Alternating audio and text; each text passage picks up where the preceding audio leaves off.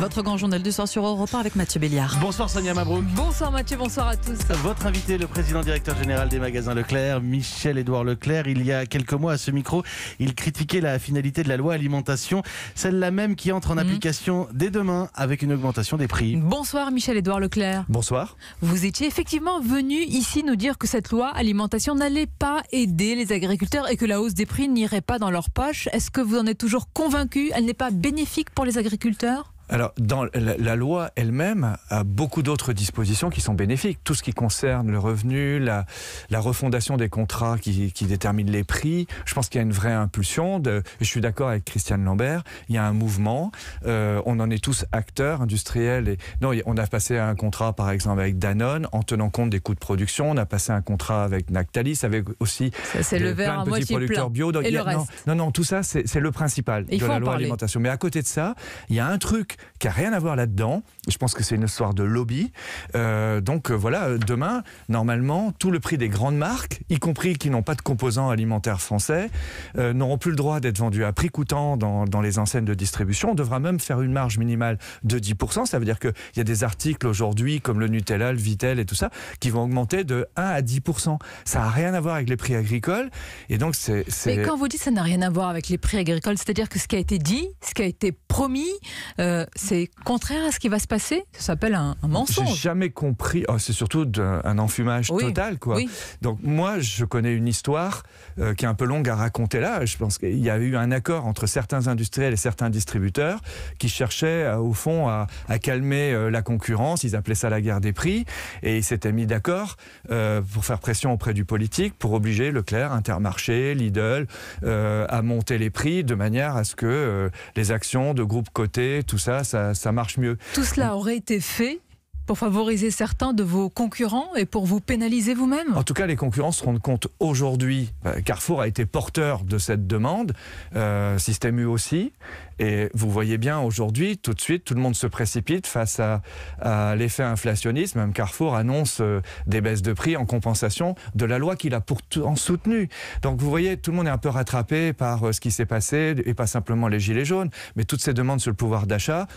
Il y a un retour au réalisme. Moi, ce qui est terrible là-dedans, c'est que d'abord, le politique n'assumait pas cette hausse de prix, allait nous laisser l'attribuer. Vous parlez du politique, juste, voici ce que disait le ministre de l'Agriculture, Didier Guillaume, il y a 2 mois, en décembre. Si tout le monde joue le jeu, il n'y aura pas d'augmentation dans les grandes surfaces. Oui, alors là, bon, ça, il ne savait pas, quoi. Hein, je suis gentil. Donc le ministre de l'Agriculture ne savait pas.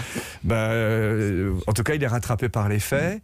Et non, mais c'est incroyable. Bon, moi je pense que c'est pas de l'incompétence, mais c'est une sorte de naïveté. Bon, oui, de toute façon, naïveté en politique, ça n'existe pas, non, Sonia, non. Ou alors vous êtes naïf aussi si vous le croyez. Je suis surtout très gentil. Mais ce qui nous inquiète, Michel-Édouard Leclerc, c'est que les prix vont augmenter.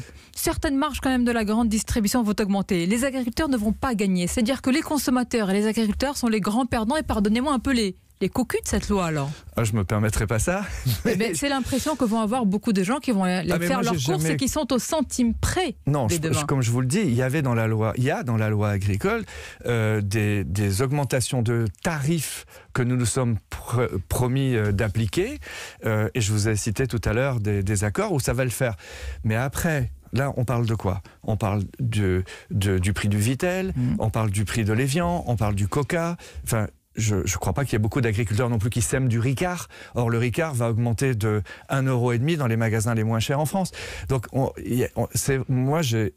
je comprends pas qu'on ait fait croire aux agriculteurs et j'arrive pas à comprendre par quel biais, d'ailleurs, des députés qui ont voté cette loi, qui n'ont créé aucun mécanisme de ruissellement, comme ils disent, et soutenu ça, quoi. Donc maintenant, sortons. Moi, je fais... Et maintenant, est-ce qu'il n'y a aucun autre moyen que celui de répercuter cette hausse sur les consommateurs, les industriels agroalimentaires? Est-ce qu'ils pourraient prendre à leur charge une partie de cette augmentation du seuil de revente à perte? Nous allons prendre à notre charge nous ne voulons pas que nos consommateurs soient pénalisés.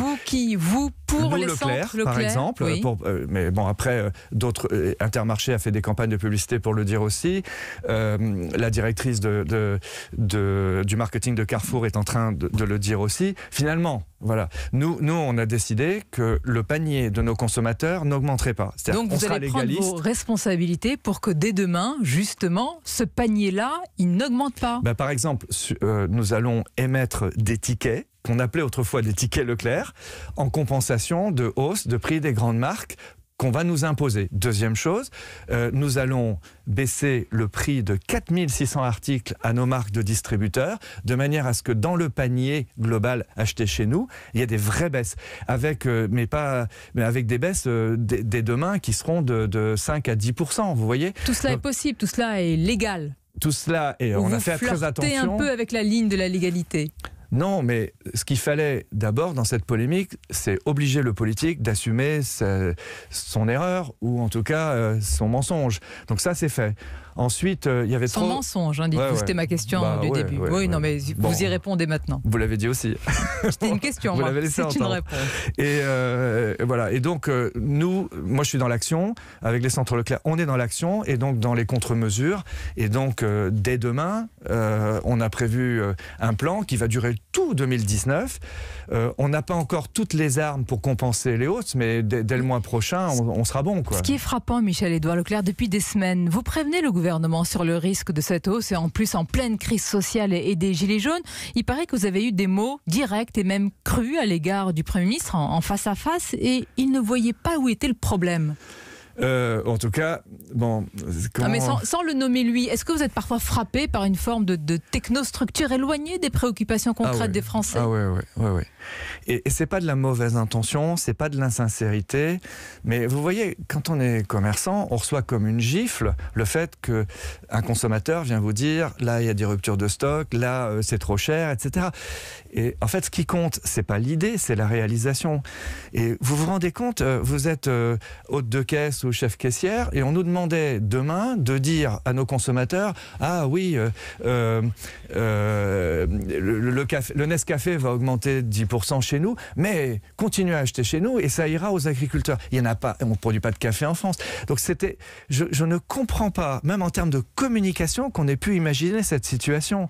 Donc voilà, sortons de ça, laissons tout ça derrière nous, travaillons à l'amélioration du revenu des agriculteurs avec des contrats concrets, avec des monnaies sonnantes et trébuchantes. Attention, n'augmentons pas, ne faisons pas en sorte que ces prix augmentent. Attention également à la rémunération des agriculteurs. Pourquoi? Parce qu'il y a un risque de mettre de l'huile sur le feu, parce que la crise des Gilets jaunes n'est absolument pas terminée. Oui, il y a une tension sociale en France qui est très forte.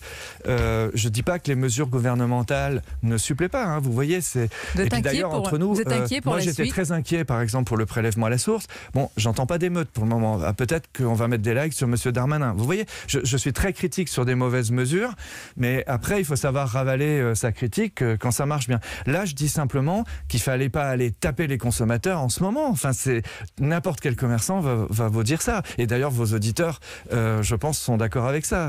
Et j'ai pas compris que, en fait, ça les.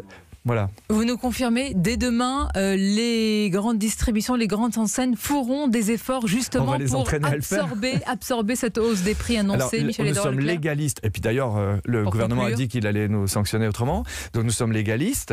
On va être le plus légal possible, mais on va diminuer l'effet de ces hausses et de toute façon les compenser si on les maîtrise pas. Selon votre mot, le mensonge du gouvernement. Allez, je vous laisse le dire. Vous l'assumez. Merci comme ça, hein. Michel-Édouard Leclerc d'avoir été l'invité d'Europe 1. Merci à vous. Merci beaucoup Sonia Mabrouk, 19h18.